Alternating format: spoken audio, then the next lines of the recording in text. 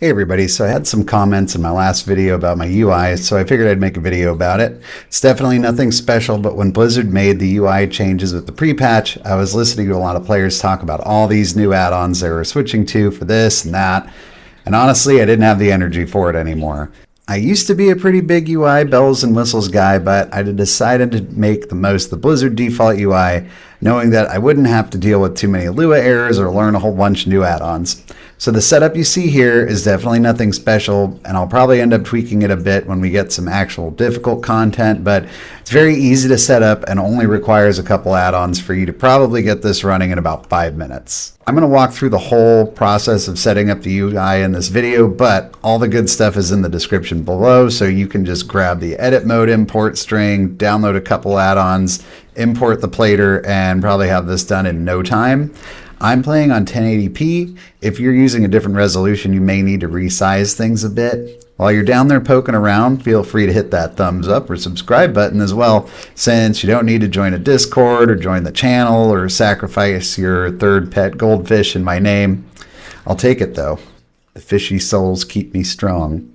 So if you log into a brand new character, what you see here is called the modern default UI setup, and it kind of sucks for a lot of reasons, and we're going to tweak it a good bit. So let's start with what add-ons we actually are going to use. The only two I feel are actually needed are a Sensei class resource bar and plater, with Cooldown Manager centered being optional. I also use better timeline, but only because the default boss timeline just straight up didn't work for me for some reason, but if it works for you, you probably don't even need it. I think most parts of the default UI are pretty manageable, but the personal resource display looks really bad. Sensei class resource bar has a really clean way of displaying your resources for every class I've tried it with, and it works great right out of the box, never fiddled with any settings. But as you can see on my paladin, I can see holy power and mana really easily, and I've got it nestled between the rows of my cooldown manager, which we'll talk about in a second. So you can install this add-on and then never touch it again. It's linked in the description.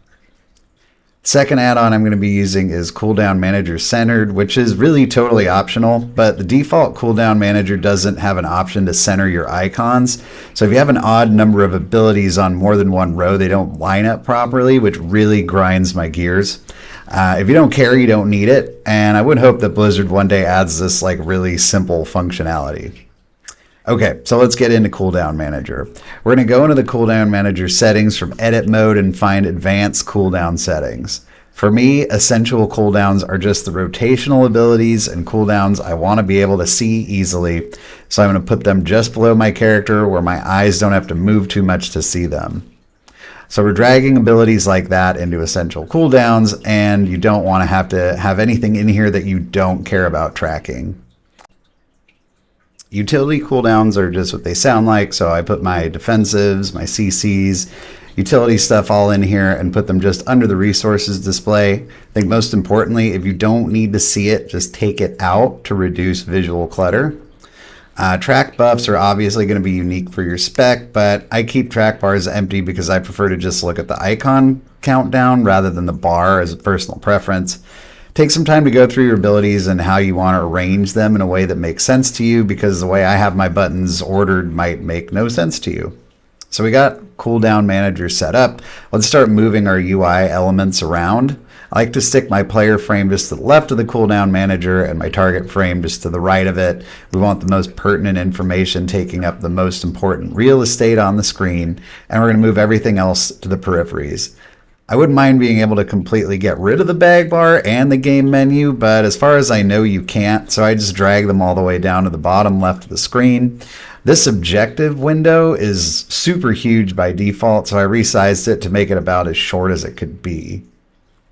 We want to have a DPS meter, so you'll need to go into your gameplay settings and enable damage meter. Also enable auto reset damage meter so you get fresh results for each run.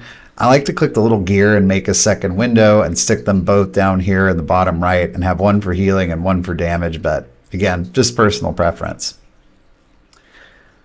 Let's do action bars next. So I enable 5 action bars. 3 of them I stick way down at the bottom for all my combat abilities, and then 2 on the side for non-combat stuff like mounts and consumables and things like that. I leave the 2 on the side always visible and vertical and make the combat bars hidden. Blizzard by default requires you to keep action bar 1 visible for some reason, so I shrank it down and stuck it all the way at the bottom of the screen out of the way.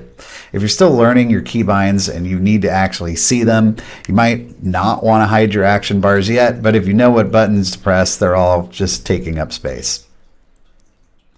So for party frames, I might take some heat for this, but I just use the default Blizzard frames with class colors turned on.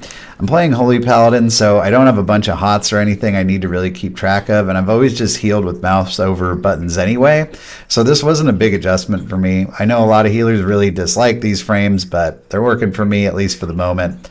I prefer the vertical frames rather than horizontal, and I just stick them over the top of my plate frame so I can see them easily.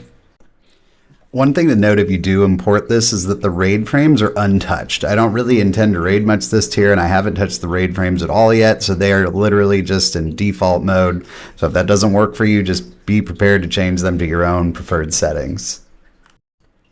So one thing I really couldn't deal with was the Blizzard nameplates. So I am continuing to use Plater with Jundi's profile. You can find the link to his import string in the description below. I really find it a lot easier to make out what the heck's going on in a big mosh pit of mobs with Plater and these settings, so this is one thing I wasn't willing to part with. If you've used a really high impact Plater profile before in the past, something like Quasi's, this is a lot more basic and it doesn't have a bunch of sound warnings and stuff. I'm not sure if that kind of stuff is even allowed anymore. And then finally, I really like the boss ability timeline, but for whatever reason, the Blizzard one wasn't working for me. It wasn't showing up on my screen, so I had to download better ability timeline. I prefer to have the abilities descending down the side of my screen opposite the party frames, and this add-on does seem kind of neat. You could go through the dungeon journal and you can like set up boss abilities through there. I haven't really played with it too much yet. I probably will once we start doing keys and get a better feel for what we actually need to be alerted to.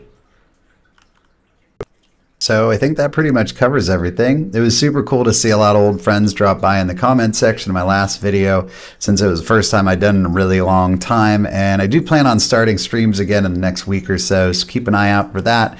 It's good to be back. I'll see you guys in the next one.